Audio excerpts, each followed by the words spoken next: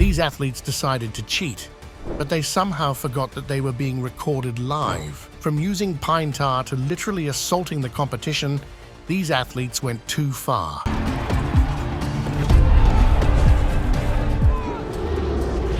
One guy even crashed on purpose just to let another racer win. Why? Caught cheating in front of thousands of people. This is fucking rigged. Embarrassed for these cheaters? Let's dive in. Number 1, Rosie Ruiz in the Boston Marathon. Even to cheat, you need brains, and this case is proof of it. Rosie Ruiz was participating in the 84th Boston Marathon. She was not very well known before the race, but that was about to change. At the end of the marathon, Ruiz came out victorious with a record-breaking time of around 2 hours and 32 minutes. This didn't sit well with the judges or the public because her last recorded time was 2 hours and 56 minutes. There was a 25-minute improvement that raised a lot of questions. Another reason why people were suspicious about the race's record-breaking win was that her record-breaking time would mean she had the fastest female time in the Boston Marathon history and the 3rd fastest female time ever recorded in any marathon. Now, that's a massive jump from the 11th position, which was her last recorded rank. The bizarre win called for an investigation, and evidence kept piling up against the racer. Ruiz was in none of the photographs captured during the race, and she only popped up in the pictures near the end of the race. Her interviews after the win suggested that she didn't even know the basics that any racer would know by heart. She tried to dodge those questions, but the public caught on to them.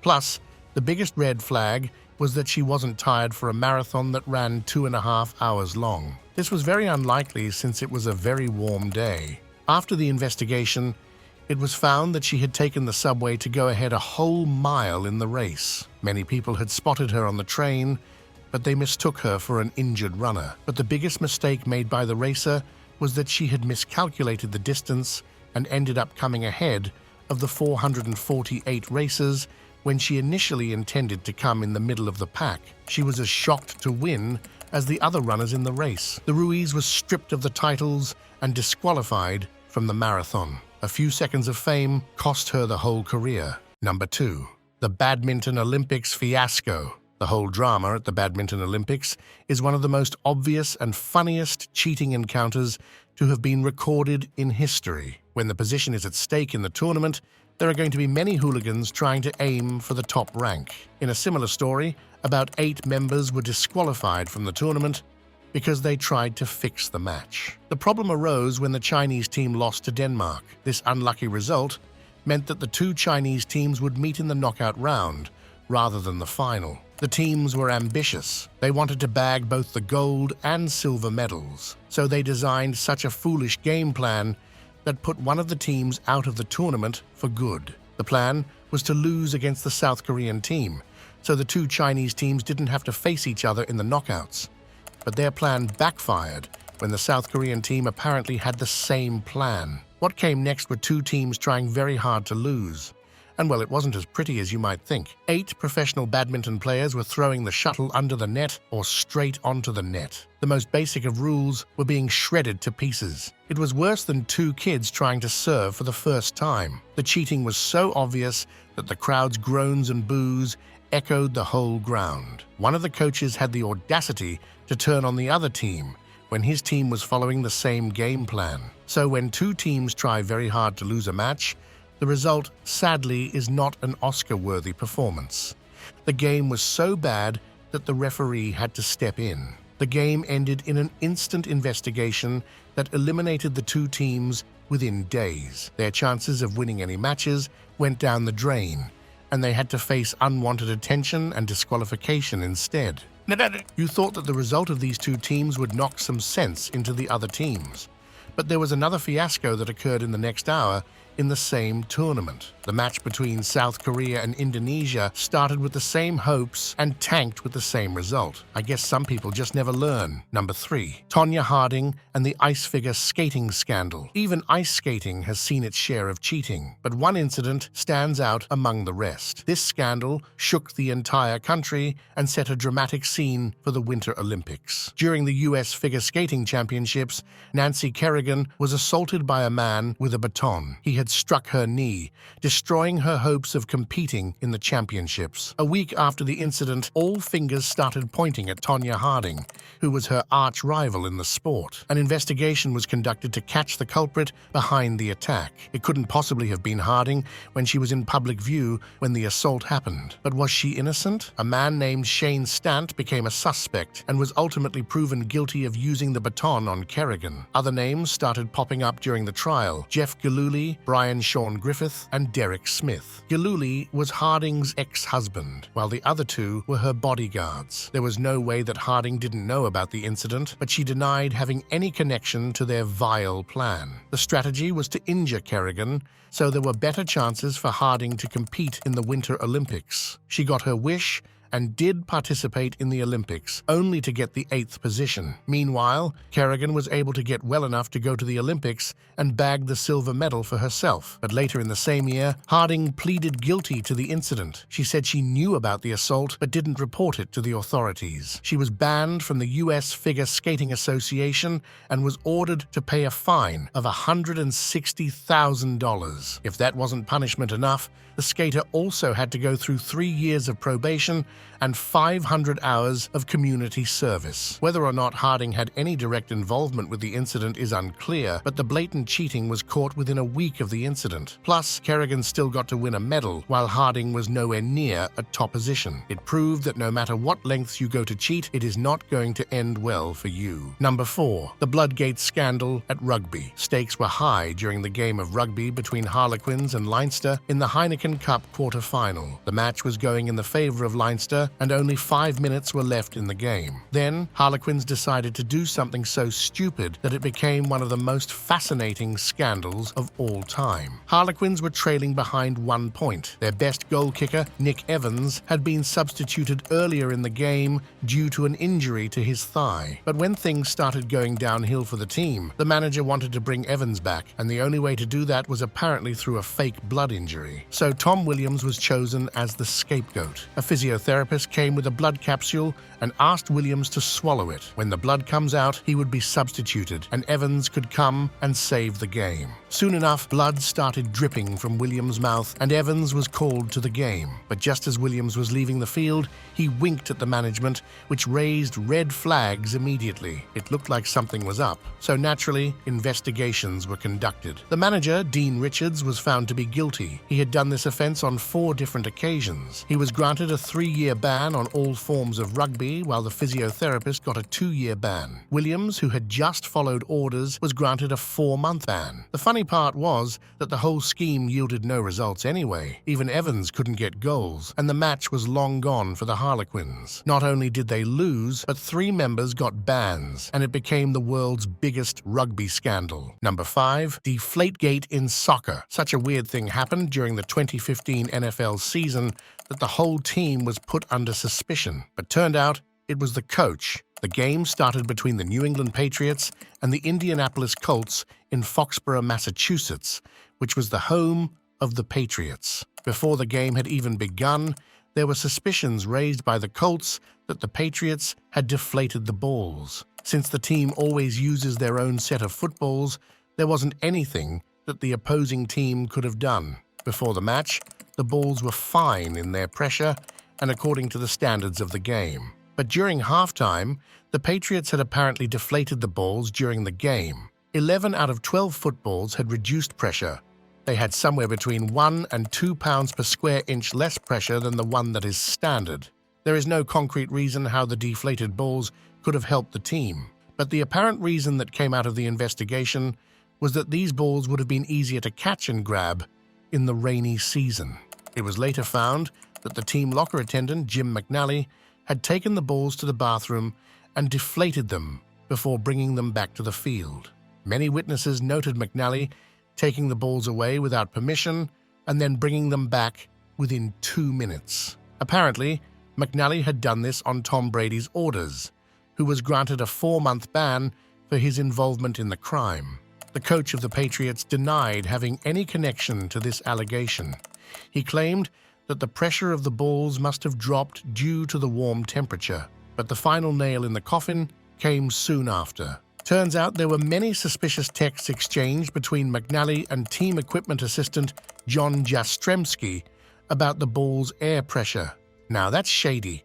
Only Brady had to suffer the consequences, taking the blame and a fine for the crime. The team was fined $1 million and were demanded to forfeit the draft selections in the 2016 season. Number 6, the Bountygate Game at NFL. Bounties had long been part of the NFL until the practice was banned. Then, the team started doing it informally, and that's how the biggest Bountygate game came into vision. It was so obvious that it was almost funny. A game had been planned inside the game, and it was about to turn brutal. The idea was that if a targeted player was knocked out of the game, a bounty or a reward would be given to the player who had hit the targeted player. This whole strategy had been out since the start of the 2009 NFL season, and there was a slush fund that held all the rewards. It was so the players knew they weren't doing it all for nothing.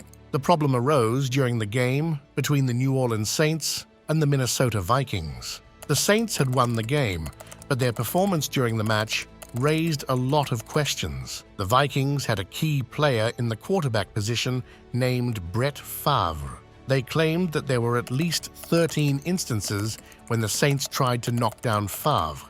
He had suffered numerous injuries during the game that made the audience think there was a bounty on him. The match ended in the favor of the Saints, and there was no investigation on the hits because they all seemed legal to the referee. That is, until 2010, when an NFL player came with an allegation to the authorities that the Saints had planned a bounty during the 2009 season. The authorities opened an investigation on the team, and it was found that everyone from the defensive coordinator to the team manager knew about the bounty gate. The defensive coordinator, Greg Williams, was the brains behind the operations and had involved 22 to 27 players in his plan. A lot of suspensions were made within the team and even in the team management. Additionally, a $500,000 fine was imposed on the team.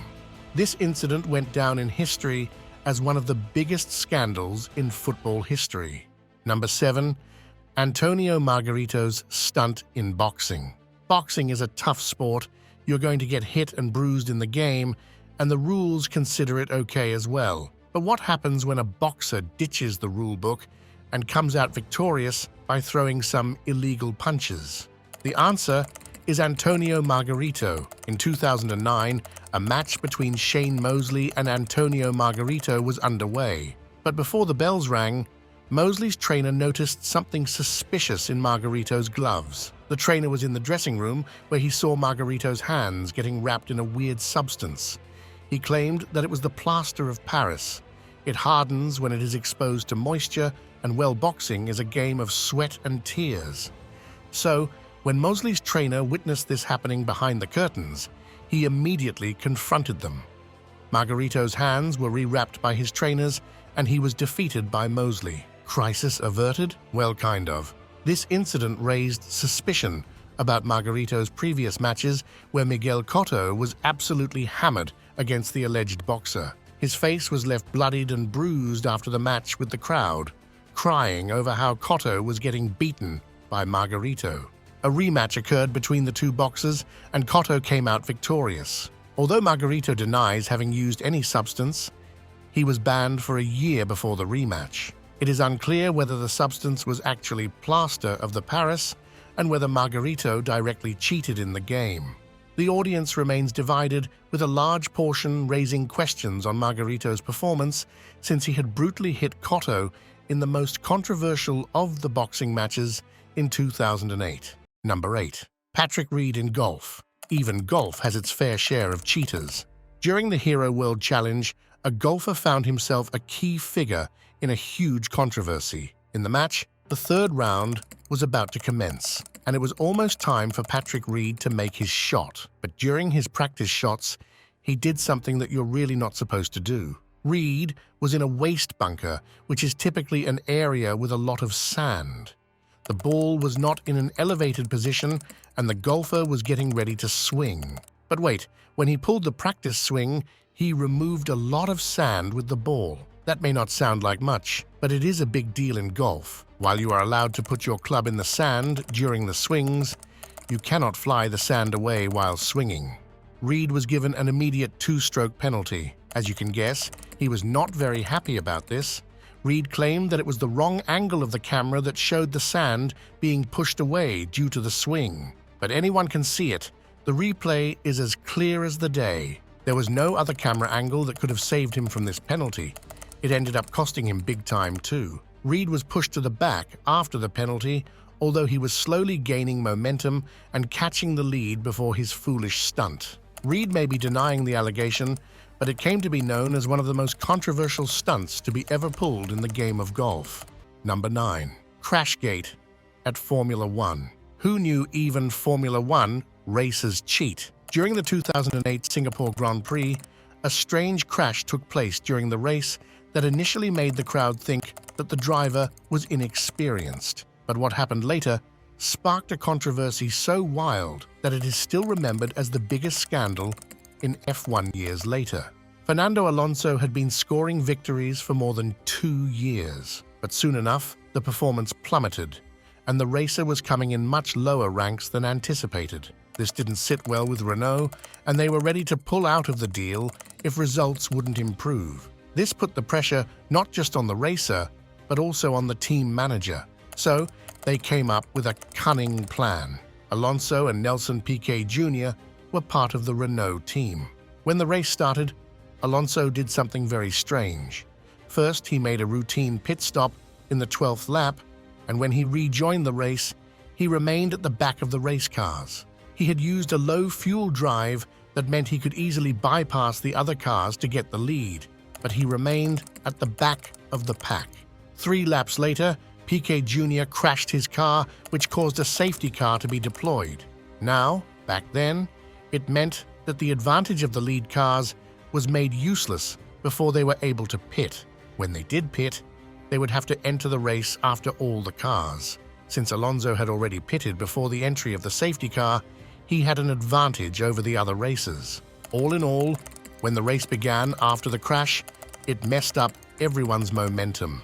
Many of the leading cars went behind Alonso and were also halted. Plus, the cars that could have gone ahead of Alonso couldn't carry on without getting a pit stop. Alonso managed to bag the win and came out victorious in the race. Investigations began when there was an allegation made against Piquet Jr. that he was ordered to crash in the race. The team manager received a ban, and the Renault manufacturers were disqualified from Formula One. Even though their little stunt had helped them win the title, it remained the most tainted win in Formula One history. Number 10. Michael Pineda's shocking act in baseball. Surrounded by a crowd of hundreds, this man did something so stupid that it cost him his reputation. The Yankees pitcher, Michael Pineda, was having a hard time getting a grip on the ball. He couldn't play right, and the scores were going down right before his eyes. So he decided to use pine tar to get a strong grip on the ball. He thought that applying pine tar to his neck wouldn't give away the tampering, and he could easily apply it on the ball whenever needed. But the opposition's manager had caught on to the little scheme. He called for a pause and told the umpire, Jerry Davis. When Davis made his way onto the field, the crowd knew something was wrong. Pineda, on the other hand, was trying to act dumb. It didn't help him much because the umpire came straight to him. He checked Pineda's gloves and gave him a pat down. There was nothing there. That was until Davis checked his neck. In front of the whole crowd, the umpire lifted his finger to show the dark, sticky substance, and just like that, Pineda was titled a cheater. Pineda was suspended for the following 8 to 10 games for using a foreign substance in the game. Do you think that's fair? Let us know. That's all on the athletes who were caught cheating and later suffered in their careers. Which one was your favorite? Is there one shocking incident of cheating that we missed? Let us know in the comments. While you are at it, make sure you hit the like button and subscribe to our channel. We will be coming up with more exciting videos for your feed. Until then, goodbye, and thanks for watching.